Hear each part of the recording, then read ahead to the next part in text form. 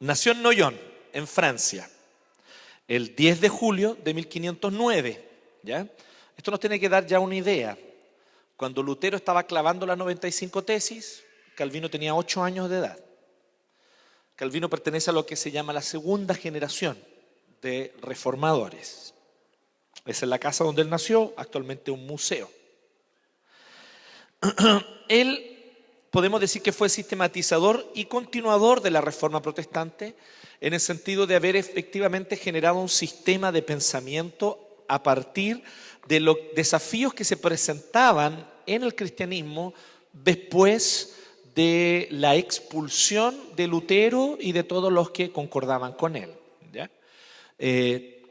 Tenemos la idea del clavar las 95 tesis como el gran inicio de la Reforma Protestante.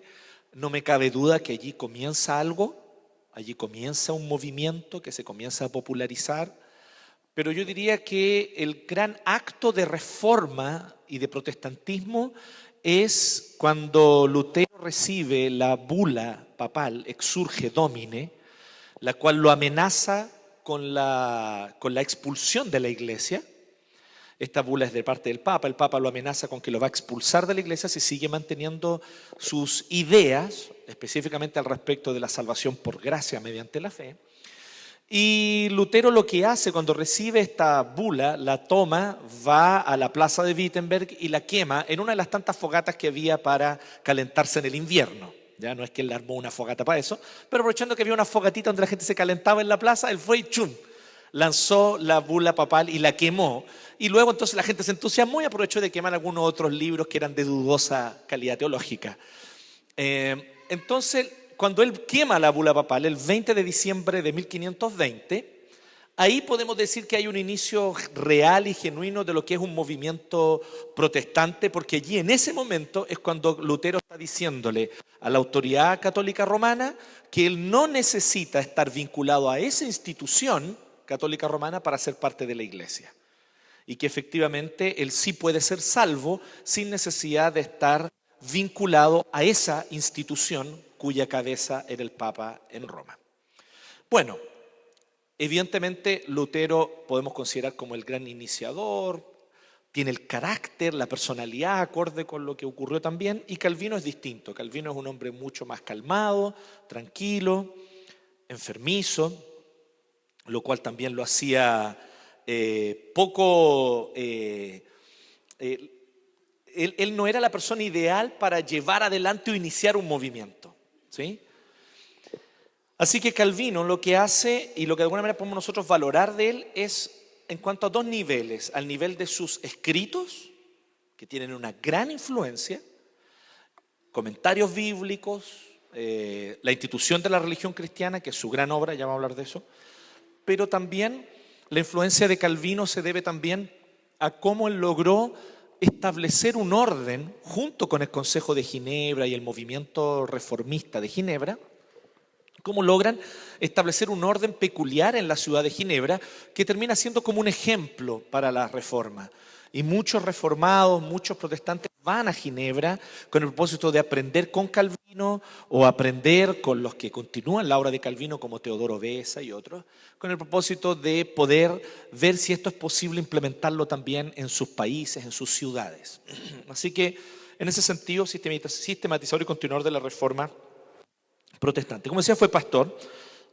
Esto es muy importante que no lo olvidemos. Él fue pastor en Ginebra y en Estrasburgo, ¿ya? Existe una polémica que yo la encuentro un poco necia, pero igual es bueno poder hablar algo breve sobre eso. ¿Cuándo fue ordenado Calvino?, pregunta la gente. Bueno, Calvino, al igual que gran parte de los reformadores, recibió una ordenación en el contexto del catolicismo romano, ¿sí? Lutero fue ordenado monje, ¿cierto? Pues primero hizo sus votos de monje y después fue ordenado para poder hacer la misa. Calvino, como era propio de aquella época, logró una ordenación con apenas 14 años, con el propósito de obtener una beca que le permitió ir a estudiar a París. Todo eso fue un movimiento político que hizo su papá, Gerardo Calvino. Y Gerardo Calvino, papá de Juan Calvino, era un funcionario eclesiástico de Noyon, trabajaba para el obispo, y para conseguirle una beca consiguió entonces que hubiera una ordenación, por así decirlo, una consagración como prelado de la Iglesia Católica, para que así él pudiera entonces acceder a la beca e irse a París a estudiar teología. Así que, al igual que gran parte de los otros reformadores, Zwinglio, Knox, él tuvo una ordenación eclesiástica, solo que en una iglesia que aún, por así decirlo, o una iglesia que estaba en el proceso, en la transición aún de poder considerar si iba o no a adoptar las ideas reformadas. Recordemos que la Iglesia Católica Romana toma el carácter con la que hoy día lo conocemos recién después del Concilio de Trento, hacia adelante. ¿Ya? Él fue pastor en Ginebra y en Estrasburgo. Teólogo y exegeta de la Reforma, así quedó conocido especialmente como exegeta de la Reforma, es uno de los principales títulos que se le da a Calvino. ¿Por qué razón? Bueno, primero, la institución de la religión cristiana, un tratado donde él busca resumir lo que son las enseñanzas que el protestantismo está proclamando. ¿Cuál es el punto o el objetivo de la institución de la religión cristiana? Aquí es muy importante hacer lo que generalmente no hacemos con los libros. Cuando usted tenga una institución de religión cristiana, lea el prefacio. En el caso de la institución de religión cristiana es súper importante, porque ahí Calvino está explicitando su propósito. Y este prefacio es una dedicatoria al rey Francisco I de Francia. Y en ese prefacio lo que hace Calvino es decirle al rey Francisco I lo siguiente, a grandes rasgos: nosotros los protestantes no somos herejes. No enseñamos ninguna herejía. Afirmamos la doctrina de la Trinidad, afirmamos las dos naturalezas de Cristo como verdadero Dios y verdadero hombre, afirmamos nosotros todas las grandes e importantes doctrinas del cristianismo, pero no solo eso, sino que además rechazamos todo tipo de innovación que se haya adoptado dogmáticamente en la iglesia cristiana durante el medioevo y que no es conforme a la doctrina apostólica del Nuevo Testamento. Calvino le está diciendo al rey Francisco I a grandes rasgos lo siguiente: los protestantes somos católicos y somos apostólicos, pero lo que no somos es romanos. Y eso es cierto con respecto al protestantismo y a los reformados. Somos efectivamente católicos, apostólicos, pero no somos romanos. Somos católicos porque pertenecemos al cristianismo universal que profesa la Trinidad y las dos naturalezas de Cristo. Eso es ser parte del catolicismo universal, de la Iglesia universal. Y en segundo lugar, somos apostólicos porque nuestra doctrina está basada en el Nuevo Testamento, que es la doctrina revelada por el Espíritu Santo a través de los apóstoles. Este propósito es la institución de la religión cristiana, y Calvino hace una cosa muy importante en la institución de la religión cristiana. Él sigue el esquema del credo apostólico. Creo en Dios Padre, Todopoderoso, Creador del cielo y de la tierra, y en Jesucristo, su único Hijo, nuestro Señor. Él sigue el mismo esquema. Si usted ve el índice de la institución de la religión cristiana, usted va a ver que no es más que una explicación más prolongada del credo apostólico. Ahí está la demostración que Calvino le está presentando al rey Francisco I y a toda Europa de su época de que los reformados, los protestantes, somos continuadores del genuino cristianismo. No herejes, no un movimiento cismático, sino aquellos que buscan guardar y preservar el genuino evangelio que fue enseñado por los apóstoles. Y que por causa de que la iglesia se ha desviado de ese genuino evangelio, queremos nosotros retornar a los fundamentos. Con este propósito, entonces, Calvino presenta, y para demostrar su tesis, él presenta la institución de religión cristiana, las grandes doctrinas reformadas.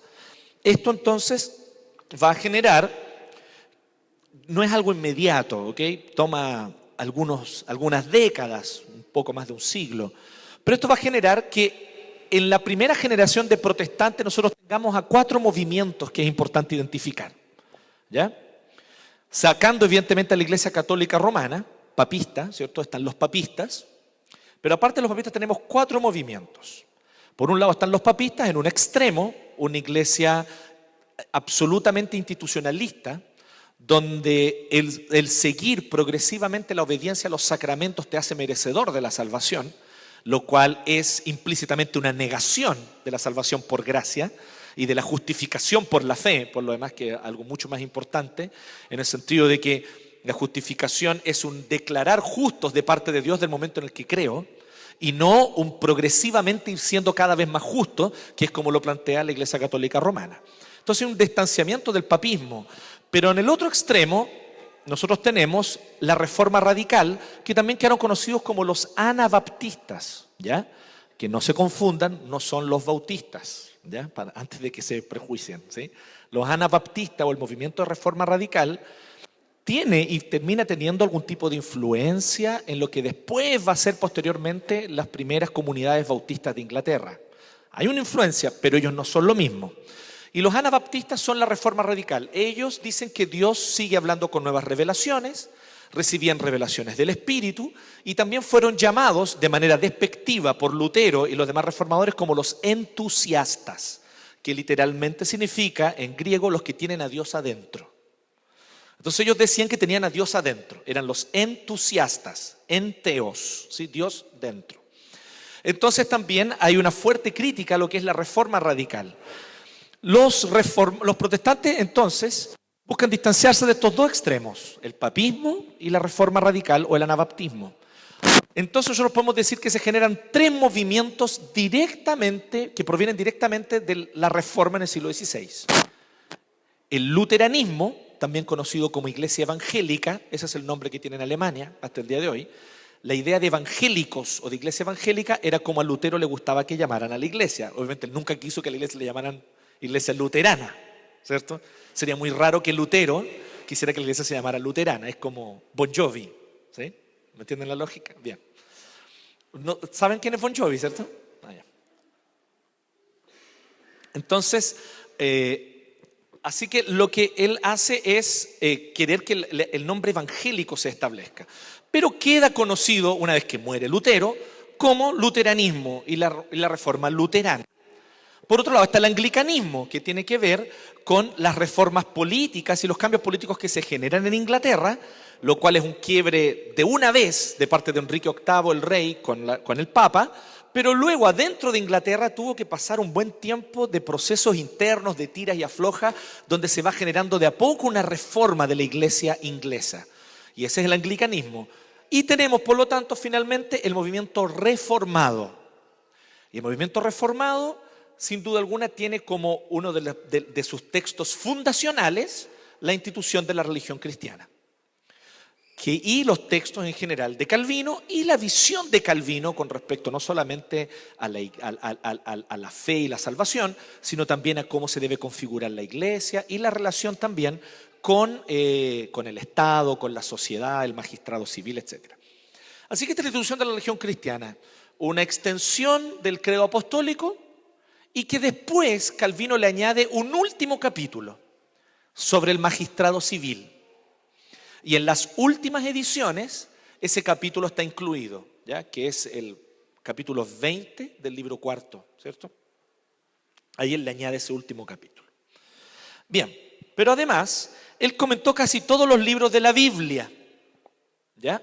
Calvino tenía una costumbre, bendita costumbre. Calvino conocía el hebreo y el griego. Y ya se había hecho bastante popular y circulaba bastante la edición griega publicada por Erasmo de Rotterdam muchos años antes. Ya había sido ampliamente circulado y de hecho fue uno de los factores más importantes en la Reforma, fue justamente el Nuevo Testamento griego que publica Erasmo de Rotterdam, también llamado como texto recibido o textus receptus.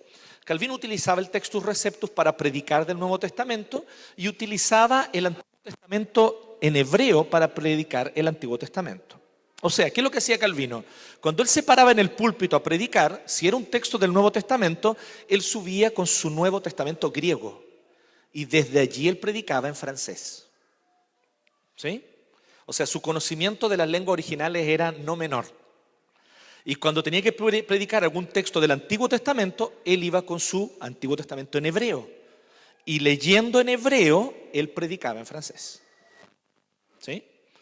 Por eso que les digo, o sea, cuando hablamos de Calvino hablamos de alguien cuya estatura es muy difícil de igualar, ¿sí? En cuanto a su capacidad intelectual, en cuanto a su influencia también. Eso es un hecho innegable, sin ningún tipo de idolatría, ni mucho menos, pero es un hecho fundamental que nosotros entendamos también la realidad de esto, ¿sí? Él comentó casi todos los libros de la Biblia, predicó más de 3.000 sermones durante esos 35 años de ministerio. ¿Por qué? Porque semana por medio le tocaba predicar más seguido. Entonces, había una semana que predicaba 2 sermones por semana y la semana siguiente le tocaba 6 sermones. Y cada sermón era distinto. Él no hacía lo que hago yo, lo que hacen otros pastores, menos el pastor Caleb, que es reciclar un sermón antiguo. ¿Sí? Él no venía y decía así, voy a predicar este de nuevo, total. ¿Sí? Entonces, me invitaron a Valparaíso, yo dije, bueno, prediquemos Romanos 3, que yo ya lo prediqué en mi iglesia hace un tiempo atrás. Bueno, Calvino no hacía eso por una razón bien simple, porque Calvino no viajaba a predicar, él predicaba siempre en Ginebra para la misma gente. Así que él, cada vez que le tocaba esa semana predicar 6 sermones, eran 6 sermones distintos.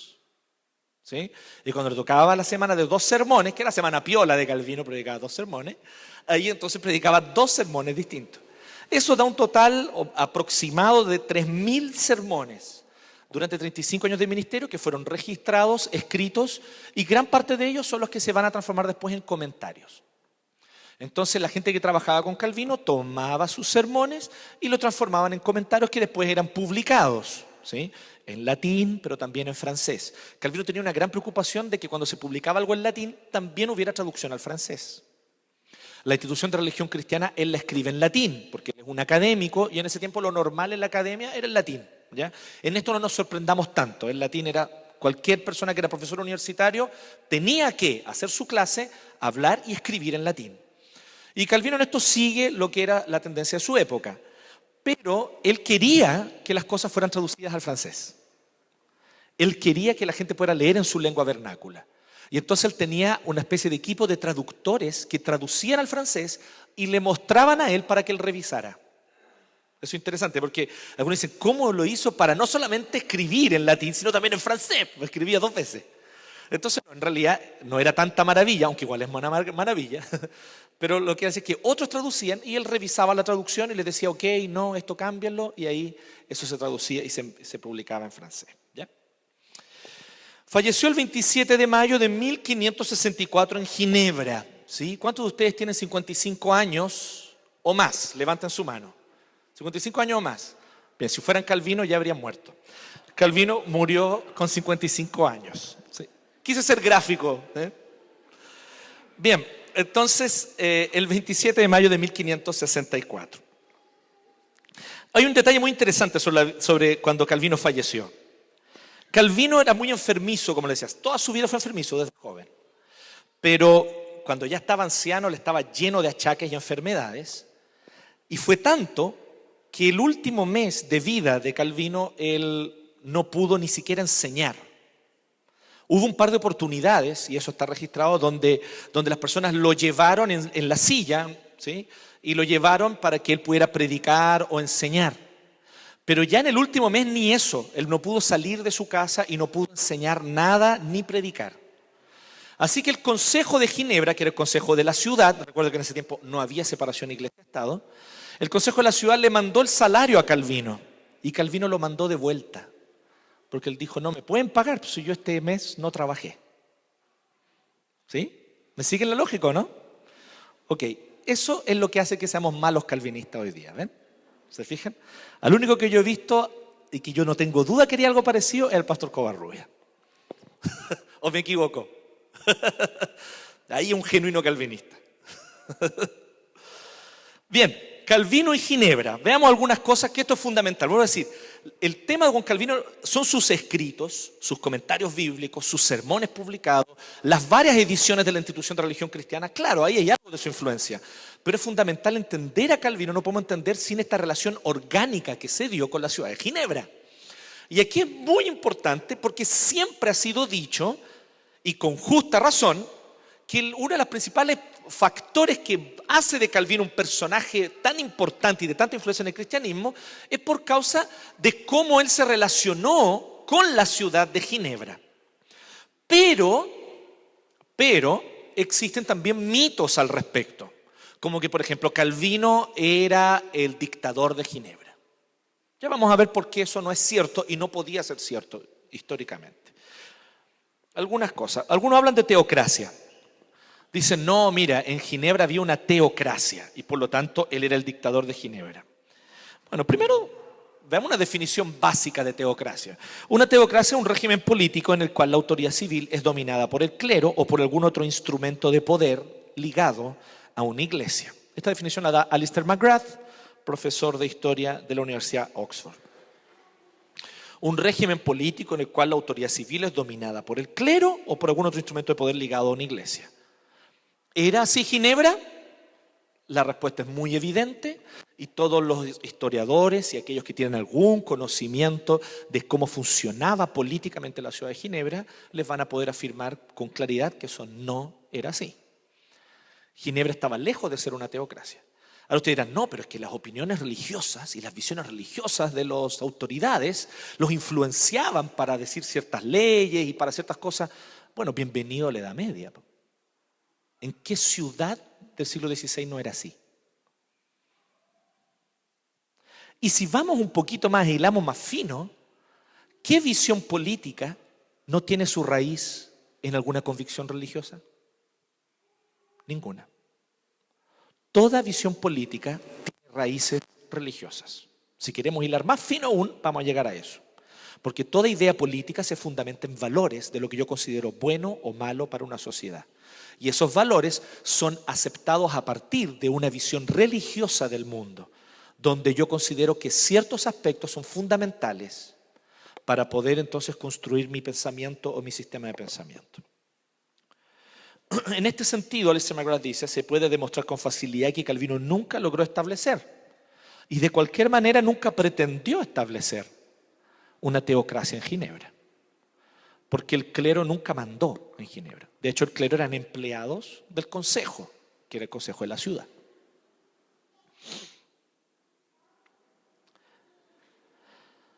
Veamos algunas cosas importantes entonces. La teoría de la sociedad civil de Calvino. ¿Qué es lo que él hablaba sobre la sociedad civil para poder entender un poco? Y aquí el capítulo, vuelvo a decir, el último capítulo de la Introducción de Religión Cristiana sobre el magistrado civil dice algunas cosas muy interesantes.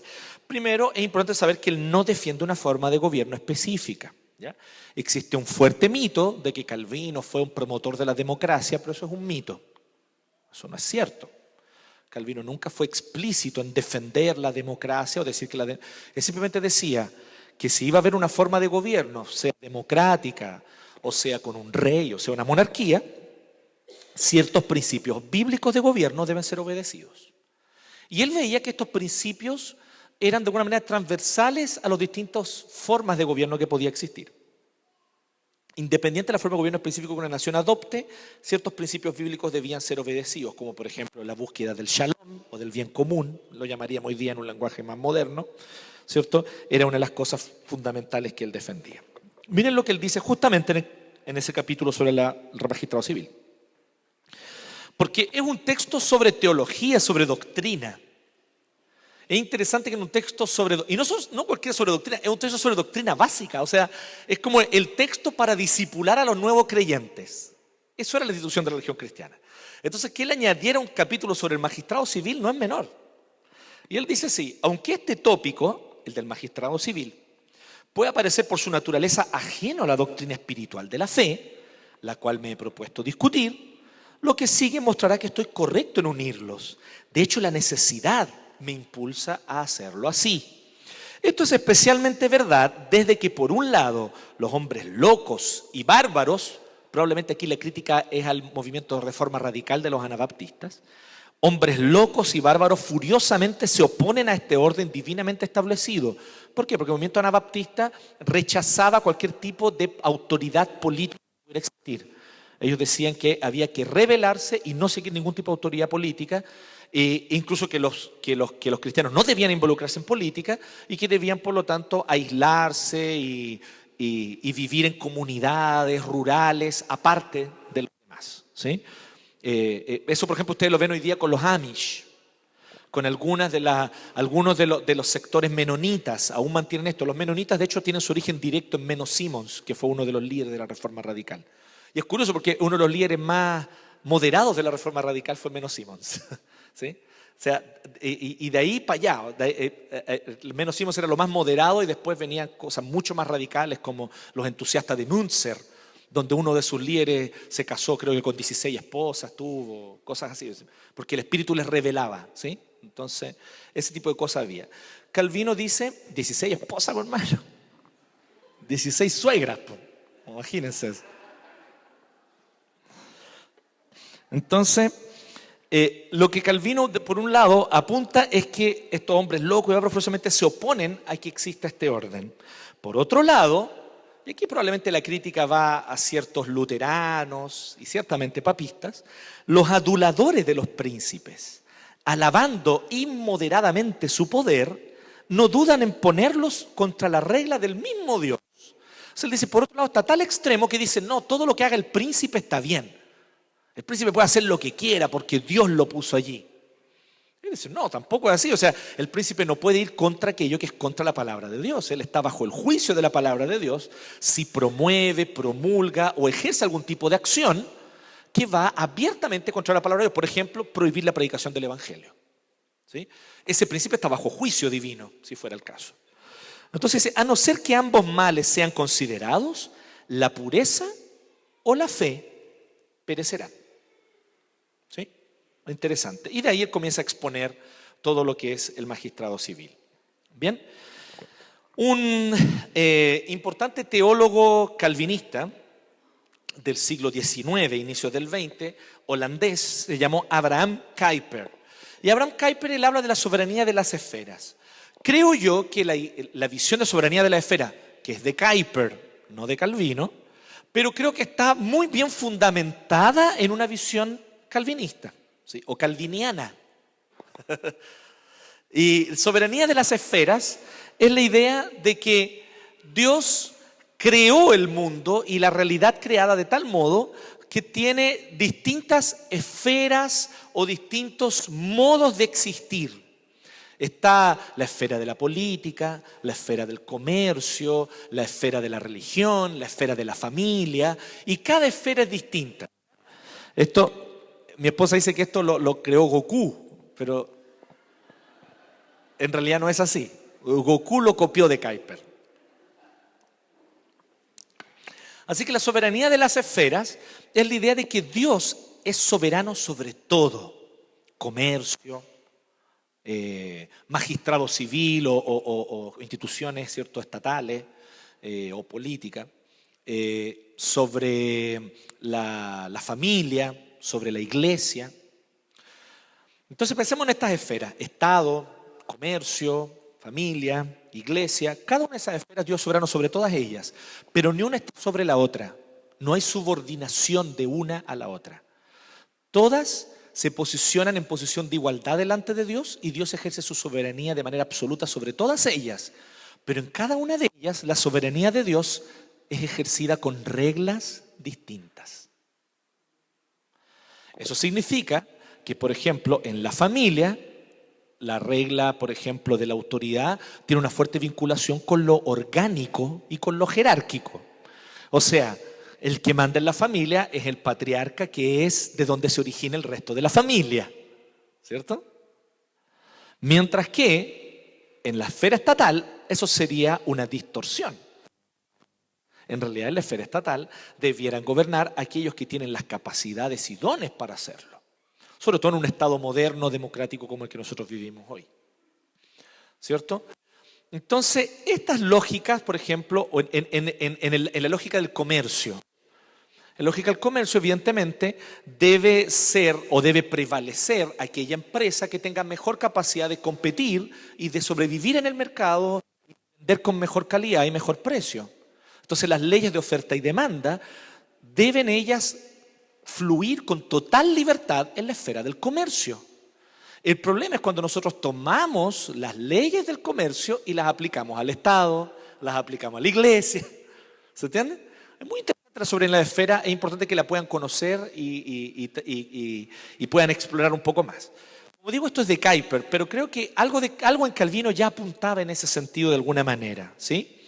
Entonces, aquí ponemos: en las distintas esferas del quehacer humano, el hombre y la mujer deben rendirse obedientemente a la voluntad de Dios. Las esferas son distintas, pero no divorciadas, unidas en su propósito de glorificar a Dios, obedeciendo su voluntad, pero no confundidas. ¿Ya? Desde este punto de vista podemos decir que en el calvinismo posterior comienza a haber una fuerte idea, esto no es propio de Calvino, pero una fuerte idea, a partir de esta idea que él tiene de autoridad civil y de sus límites, empieza a haber una fuerte idea de que debe haber separación de iglesia y Estado. Pero no confundan, no de religión y política. De hecho, es imposible separar la religión y la política. Imposible. Porque cada idea política se fundamenta en valores y cada valor se fundamenta en la fe. ¿Sí? No hay que olvidar eso. Entonces, cuando dicen así, no traiga sus opiniones políticas a la esfera pública, perdón, sus opiniones religiosas a la esfera pública. Cuando dicen eso, están diciendo una lesera.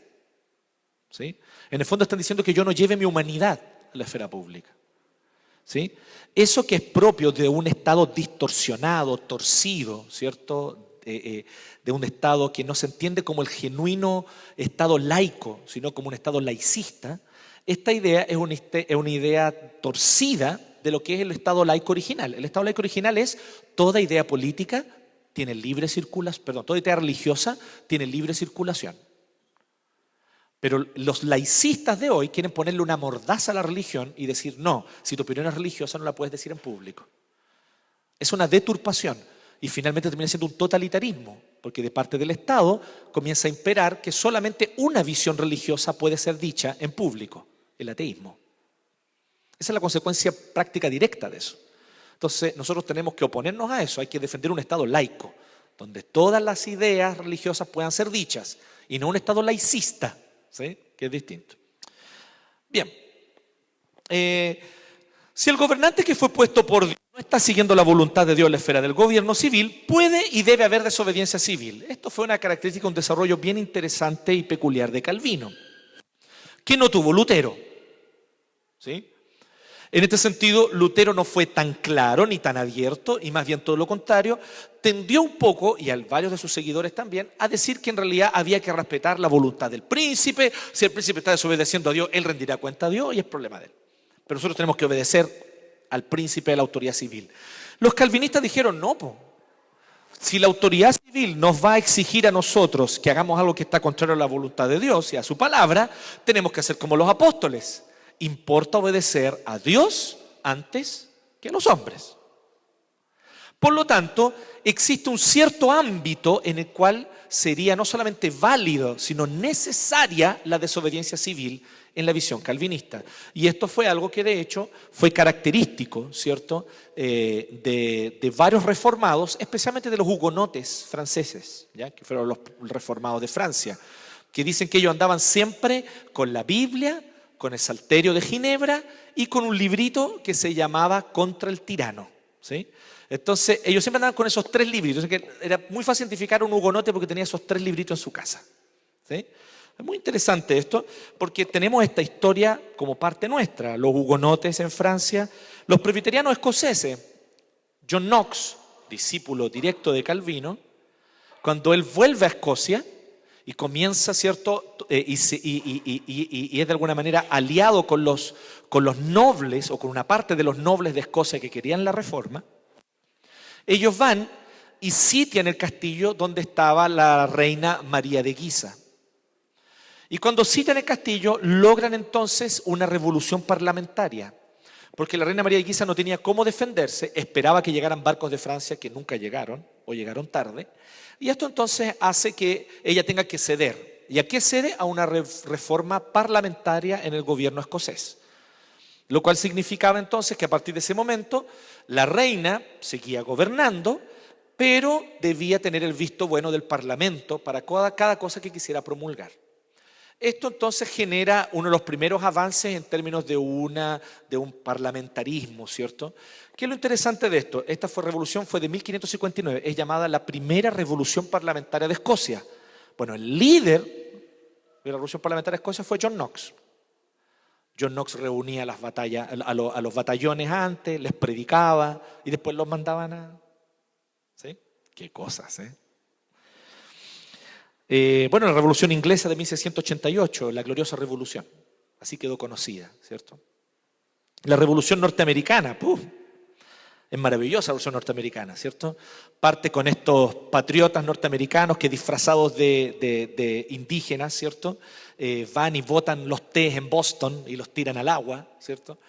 Y empiezan con un reclamo, con una protesta formal contra el Parlamento inglés, porque en ese tiempo era una colonia inglesa. Ellos decían, el reclamo de ellos era bien simple.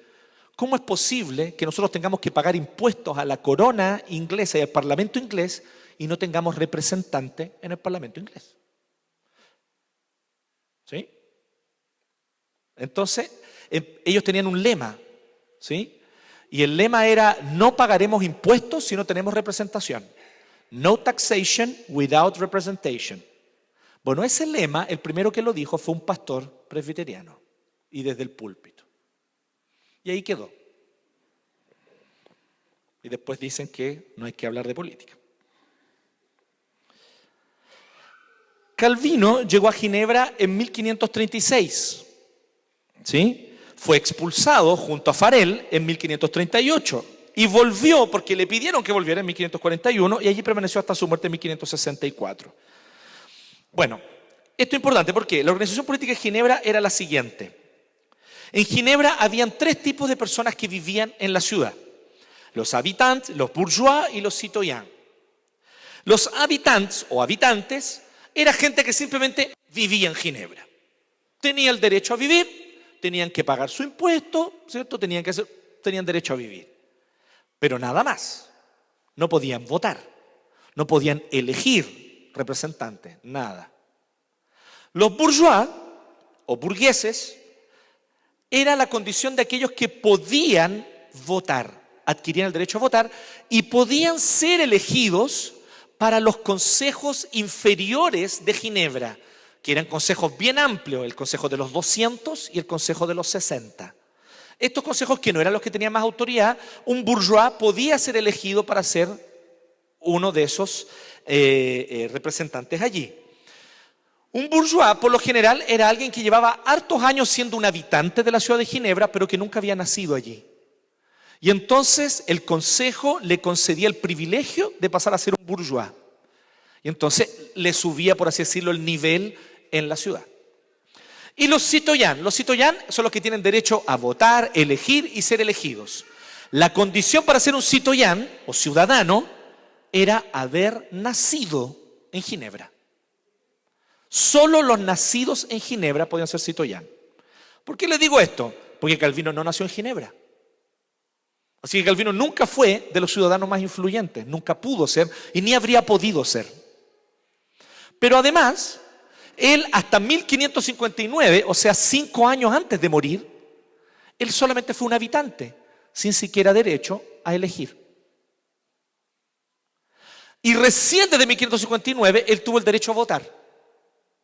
Pasó a ser un bourgeois. Interesante, ¿no? Aquí está la estructura de los 3 consejos de Ginebra, ¿cierto? El consejo de los 200, el consejo de los 60 y el pequeño consejo que era compuesto por 24 hombres, que ellos eran en realidad la autoridad de Ginebra, ¿sí? Esto es lo que nosotros conocemos como el Consejo de Ginebra, era el pequeño consejo, que era el que tenía efectivamente el poder en Ginebra y era, por así decirlo, en los términos modernos, eran el poder ejecutivo. Solo citoyens podían ser ahí, solo citoyens y bourgeois, solo citoyens y bourgeois en el caso de los otros dos. El consejo eclesiástico, la venerable compañía de pastores y además el consistorio general, donde también lo componían 12 laicos y de 9 a 19 pastores, el consistorio eclesiástico rendía cuentas directamente al pequeño consejo. ¿Sí? Directamente, estaban bajo ellos.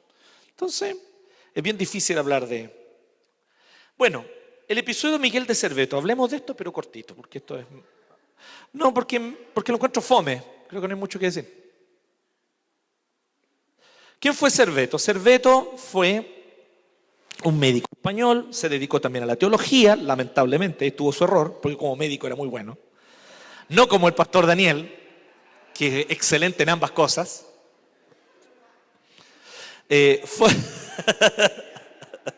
Fue un médico español que fue un muy buen médico, de hecho descubrió el sistema circulatorio.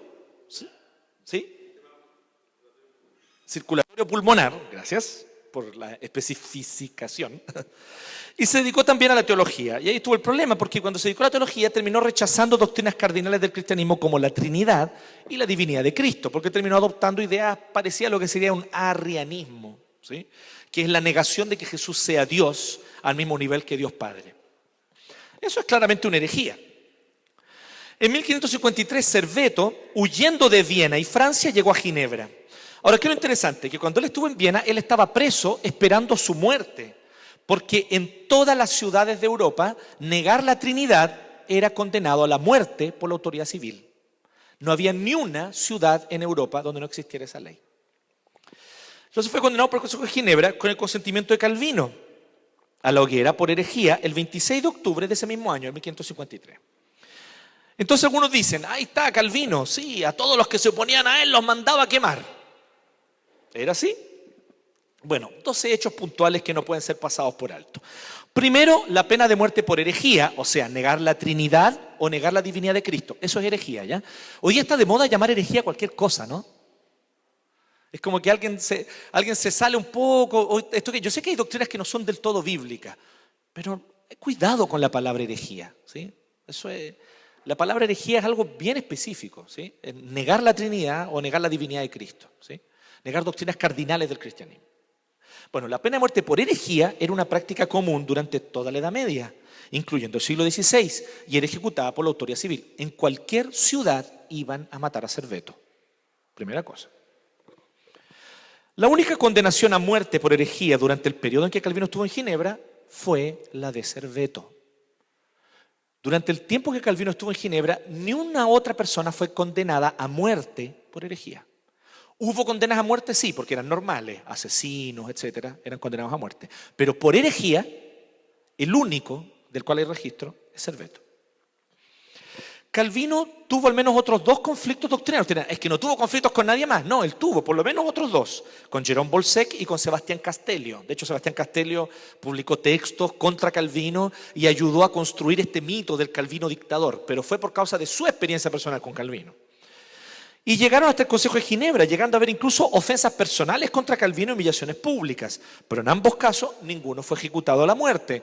¿Por qué? Porque eran diferencias doctrinales y teológicas, algunas más importantes que otras, ciertamente, pero ninguna de ellas constituía herejía.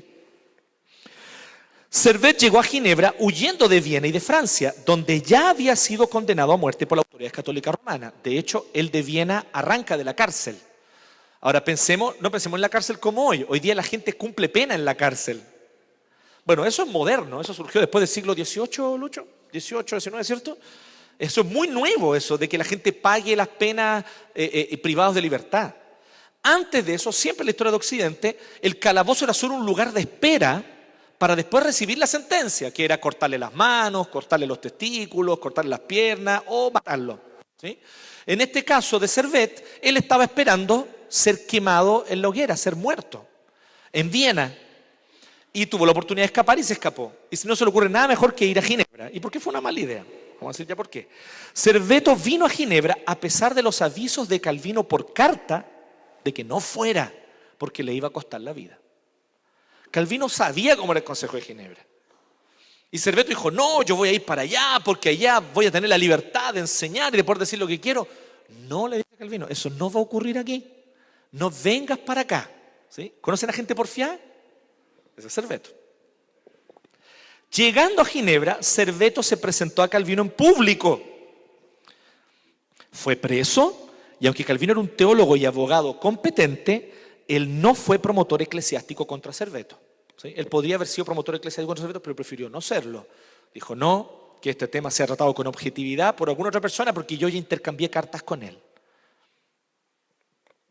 Calvino, reflejando el espíritu de su época, aceptaba la pena de muerte no solamente para los que matan el cuerpo a sus semejantes, sino también para los que mataban el alma a través del veneno mortal del error religioso. Él pensaba esto efectivamente, como lo pensaba Lutero, como lo pensaba Zwinglio, como lo pensaba Bucero, como lo pensaba Ignacio Loyola. Todos en esa época pensaban que una herejía que le costara la salvación a la gente debía ser condenado con la pena de muerte. ¿Ya? Entonces, efectivamente Calvino pensaba eso. Nosotros, ciertamente hoy, no estamos de acuerdo con eso. debo decirlo. Y creo que en general el mundo reformado no está de acuerdo con eso. Pero Calvino sí pensaba eso, ¿sí? Entonces, culpar a la fuerte creencia en la soberanía de Dios por la ejecución de Serveto es malicioso, porque no tiene nada que ver una cosa con la otra. Algunos dicen así: no, es que Calvino mandó a matar a Serveto porque él creía en la soberanía de Dios. Honestamente no veo la relación, ¿sí? Es como decir, a mí me gusta el maní confitado porque soy reformado. No tiene relación, ¿sí? Entonces, ambas cosas no se relacionan directamente la una con la otra. Eso es malicioso. Hay evidencia en las cartas entre Calvino y Serveto de que Calvino intentó incluso encontrarse clandestinamente con Serveto para tratar de sacarlo de su error. Le dijo, bueno, si quieres discutir conmigo, reunámonos en secreto, pero si te descubre el consejo, te van a tomar preso, te van a condenar y te van a llevar a la muerte. Él le dice eso en sus cartas. Interesante. El Consejo de Ginebra le dio a Serveto la opción de escoger en qué ciudad prefería ser juzgado. Esto ya es el Consejo. Porque como él había arrancado de Viena, ellos le dicen, podemos hacer dos cosas, o te mandamos de vuelta a Viena, de donde arrancaste, o eres juzgado acá. Y él optó por Ginebra. Por alguna razón, él debe haber pensado que tenía más oportunidad de sobrevivir en Ginebra que en Viena. Sin embargo, el Consejo de Ginebra, conducido en aquel entonces por los perrinistas, que eran opositores de Calvino, ¿ya?, estaban determinados a demostrar que Ginebra era una ciudad reformada y comprometida con los credos históricos del cristianismo, sin necesidad de Calvino. Entonces muchos interpretan que esto es una de las principales motivaciones de que el Consejo haya sido tan duro con Serveto, para demostrar que ellos no necesitaban a Calvino para realmente condenar la herejía. Calvino suplicó al Consejo que ejecutara a Serveto de una manera menos cruel y dolorosa. ¿Qué es lo que pide Calvino? Por favor, que lo que hagan es una decapitación. ¿Por qué? Porque la decapitación es más rápida, fuerte y ciertamente no dolorosa. O no llega a doler, no sé, creo que no. Nunca me ha tocado. Todavía. Calvino se negó a presenciar la ejecución. Y Farel, yendo a verlo minutos antes, afirma posteriormente que vio a Calvino en extremo perturbado por la situación, a punto de que Farel prefirió irse sin despedirse de Calvino. Finalmente, aun cuando hoy consideramos este hecho reprobable, y está bien que lo consideremos reprobable, la ejecución de Serveto encontró amplia aceptación en la Europa de aquella época, tanto entre reformados como entre católicos romanos. ¿Ya? ¿Por qué decimos esto? Porque no se justifica en absoluto el que haya ocurrido esto, pero era lo que ocurría en todas las ciudades de aquella época. ¿Cuál es el problema? Que en Ginebra ocurrió una vez. Y es la gran razón para venir y lanzarle todos los dardos a Calvino. Eso es no tener objetividad histórica. ¿Sí? Eso es el único punto. Ahora, que fue un error, fue un error. Que está equivocado. Y no lo vamos a negar. Y los reformados hasta el día de hoy lo decimos. Con la Semir pusimos una placa, ¿cierto? Pusimos mucha gente, pero fue hace años, ¿no?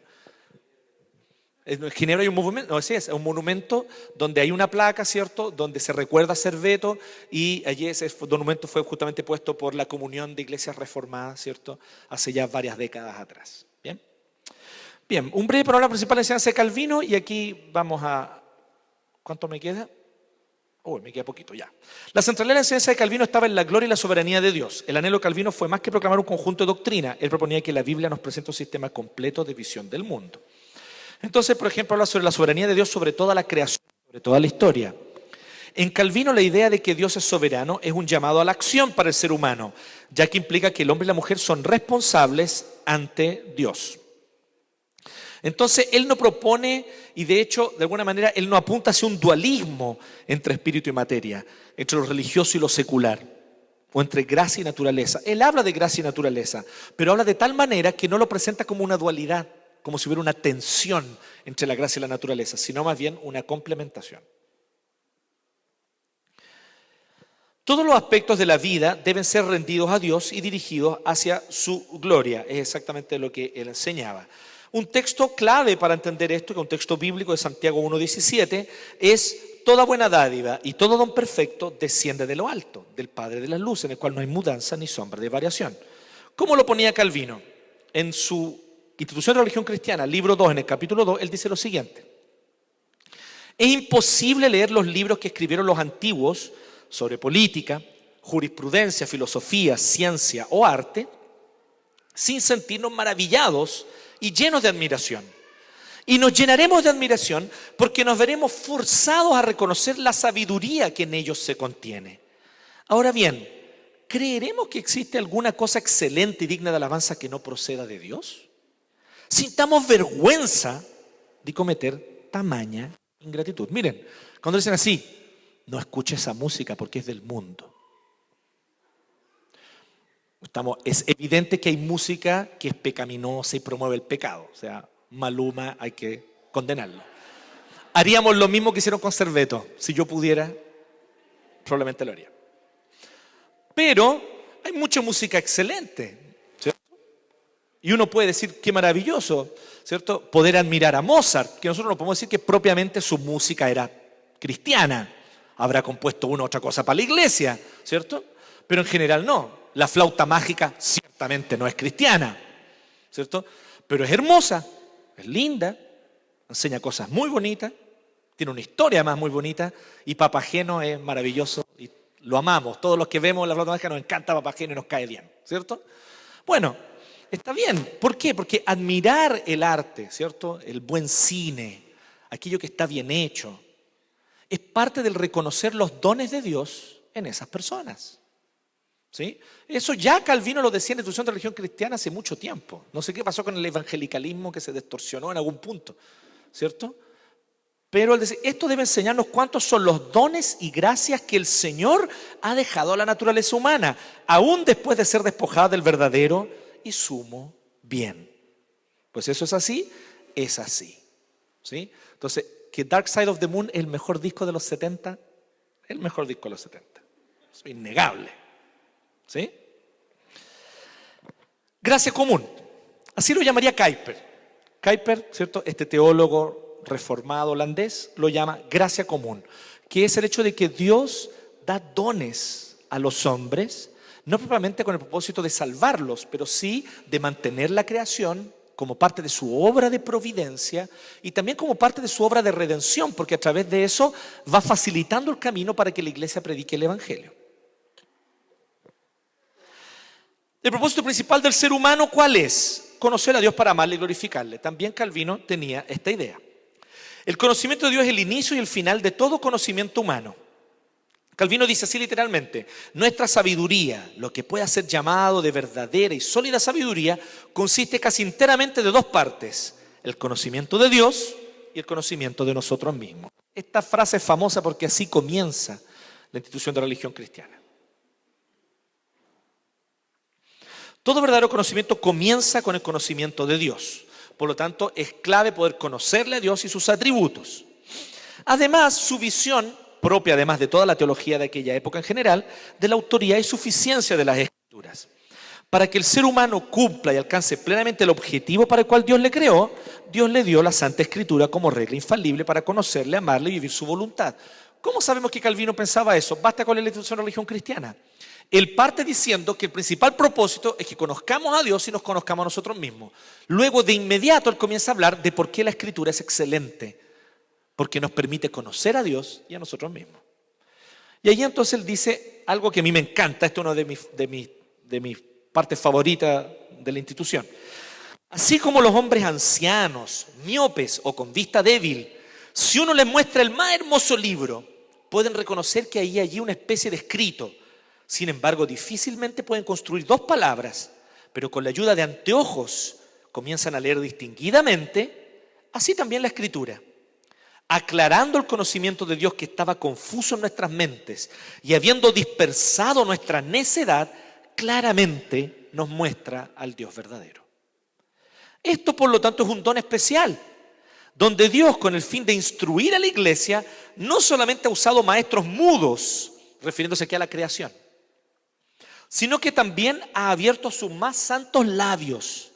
Él no solamente enseña al elegido a mirar que hay un Dios, sino que también se muestra a sí mismo como el Dios al cual debemos mirar. ¿Sí? Entonces él dice, somos por naturaleza debido a nuestro pecado. La Escritura nos corrige esa visión para poder mirar la naturaleza y la realidad y ver a Dios en ella. ¿Sí? Eso es lo que propone allí Calvino. La integralidad también de la creación, de la caída y de la redención. ¿Por qué? Porque en estos tres momentos de la historia bíblica, creación, caída y redención, somos integrales. Si el mundo entero fue creado para la gloria de Dios a través del quehacer humano, entonces la integralidad del mundo y de la vida humana están bajo la maldición del pecado después de la caída. Todo el ser humano, emociones, mente y voluntad, están bajo la influencia del pecado. Esto es lo primero, comenta Calvino en Romanos 3. La falta de inteligencia y sabiduría probada de inmediato, porque no hay quien busque a Dios, siendo esto una vanidad humana, la de no poseer jamás el conocimiento de Dios y tratar de saber todo lo demás. Hasta la ciencia y las artes, siendo buenas en sí mismas, se convierten algunas veces en cosas vanas. Ahí está Maluma. Sí le falta este fundamento, ¿cierto? Maluma, reggaetón, todo está ahí. Depravación total, por mano. No hay nada más que añadir sobre eso, ¿no? Siendo así, la redención en Cristo también viene a lo mismo, a restaurar al ser humano integral para que glorifique al Creador por completo. Otro aspecto clave, el trabajo como vocación santa. Todo trabajo, toda vocación es santa. El creyente debe realizar su trabajo en cualquier área con el fin de glorificar a Dios con él mismo. El trabajo es una actividad santa en el pensamiento de Calvino. En esto ciertamente él sigue a Lutero. Calvino defendió tres principios éticos fundamentales: el trabajo, el ahorro y la frugalidad. Todo esto con un claro sentido de responsabilidad social a los más pobres. O sea, piensen en esto. Trabaje y trabaje harto y hágalo bien para la gloria de Dios. Eso va a hacer que como emprendedor tus productos se vendan más y mejor. ¿Sí o no? En un mercado sin colusión. Ahorro. Gana, pero ahorra. Y ahí es donde viene de la mano con la frugalidad. ¿Qué frugalidad? Una vida austera. No andes gastando en lesera. Es que ahora tengo la posibilidad de comprarme una mansión con 16 piezas. ¿Y para qué si vivís tú y tu señora? ¿Cierto? Ahora vamos a tener 4 autos. ¿Para qué? ¿Te ha ido bien? Con uno para ti, otro para tu señora, ya es muchísimo. ¿Sí? Como diría Ricardo Darín, me ducho con agua caliente 2 veces al día. ¿Cierto? Eso es suficiente. Entonces, frugalidad, ¿cierto? ¿Y qué pasa? Me va bien, prospero en mis negocios, gano, pero no quiero gastar eso en lujos para mí, porque ahorro. ¿Eso qué me permite? Ayudar a los pobres.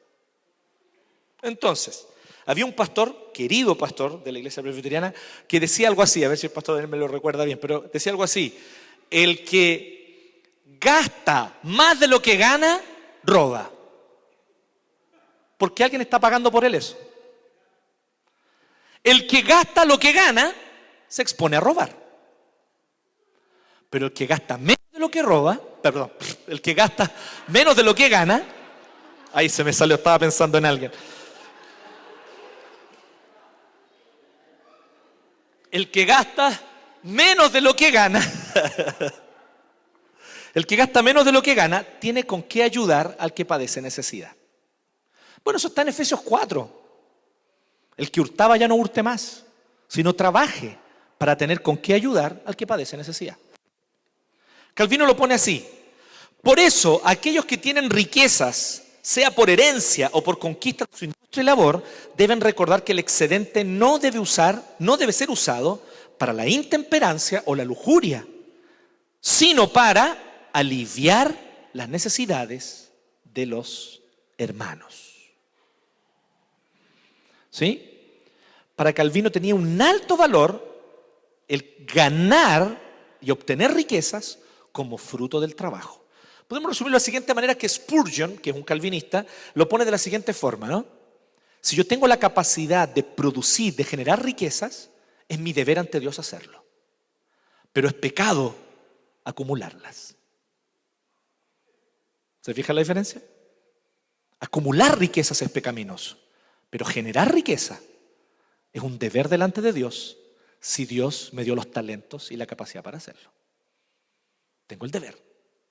¿Sí? A grandes rasgos, eso es lo que Calvino propone y la idea del calvinismo. ¿Sí? Entonces, bueno, rápidamente con esto terminamos. ¿Sí? Él influenció indirectamente algunas de las principales confesiones de fe evangélicas, ¿cierto? Como es el caso de la confesión belga de la Iglesia Reformada de Holanda y Bélgica, Catecismo de Heidelberg, la Iglesia Reformada de Alemania, y nuestra Iglesia, la Iglesia Presbiteriana de Chile, también tiene esto como un documento oficial. Los 39 artículos de fe de la iglesia anglicana.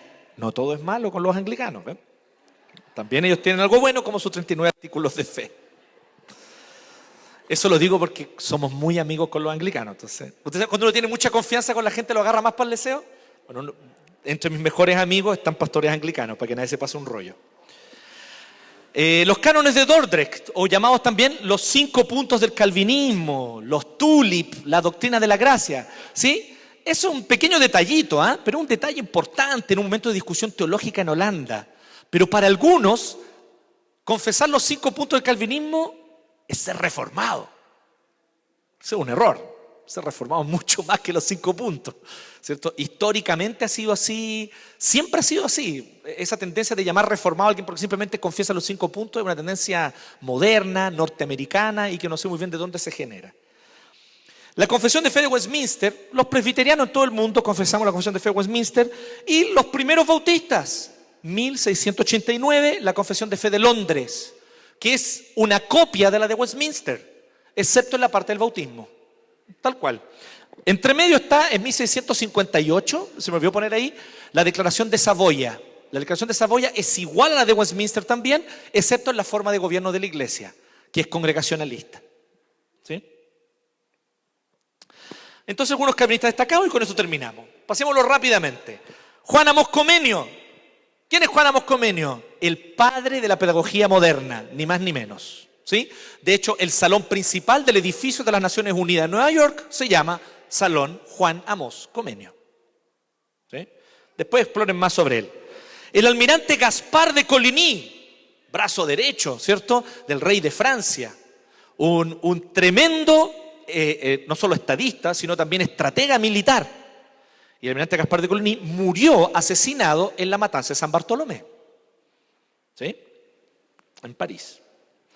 Y ahí ponemos a los hugonotes franceses, que fueron los principales promotores del comercio y de la primera industrialización europea. Piensen en esto, solo un dato. Un historiador católico de apellido Daniel Robb, este historiador católico dice lo siguiente, que el peor error de Francia y de la monarquía en Francia fue perseguir a los protestantes.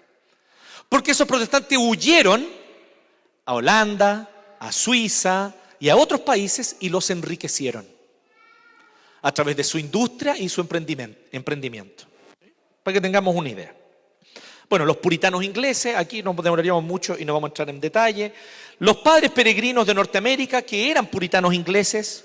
De hecho, hay un detalle súper interesante, que lo descubrí hace poco, así que se los quiero contar. Tal vez alguno de ustedes lo sabía. Pero los padres peregrinos de Norteamérica eran una iglesia local.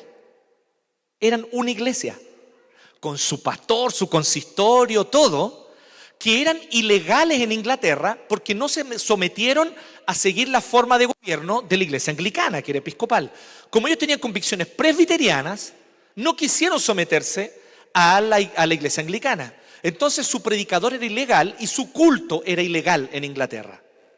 ¿Qué es lo que hizo? Produjo que ellos no podían reunirse, tenían que hacerlo escondidos. Pero en un momento se le ocurre a uno de ellos, contratemos un barco y vámonos a América. Y en algún lugar donde no hay nadie asentado, pongamos una colonia inglesa. Y le pidieron directamente permiso al rey de Inglaterra. Y le dijeron, esto es muy inglés, ¿no? Lleguemos a un acuerdo que le guste tanto a usted como a nosotros. Eso es inglés. Vinieron y le dijeron así al rey de Inglaterra, mire, nosotros nos vamos de aquí, pero donde vayamos a América vamos a poner una colonia en nombre de Inglaterra. Y el rey le dijo, ok, y allá tenemos libertad para tener nuestro culto. Sin problema, le dijo el rey. Y les dio la autorización. Y en el famoso Mayflower era una iglesia local arrancando de la hostilidad, por así decirlo, de la persecución. ¿Se imaginan o no? ¿Se imaginan la iglesia de Valparaíso se subiera a todo un barco y se fueran? ¿Sí? Bueno, eso fue lo que pasó. Jonathan Edwards, aquí podemos decir, oye, ¿qué pasa con los pentecostales, el avivamiento? Sin Jonathan Edwards no hay avivamiento. Jonathan Edwards fue uno de los primeros avivalistas del siglo XVIII, un calvinista, un pastor congregacionalista.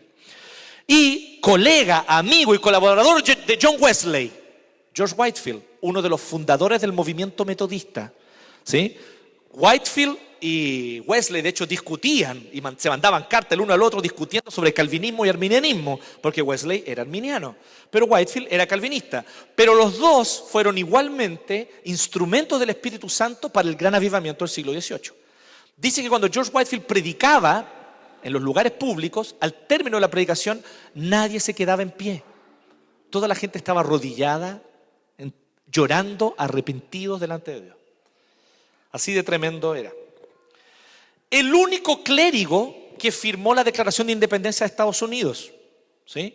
Todos los que firmaron tenían distintos oficios. El único cuyo oficio era ser pastor, era un clérigo, por así decirlo, era John Witherspoon, pastor presbiteriano y uno de los primeros directores de lo que después va a ser la Universidad de Yale, ¿ya?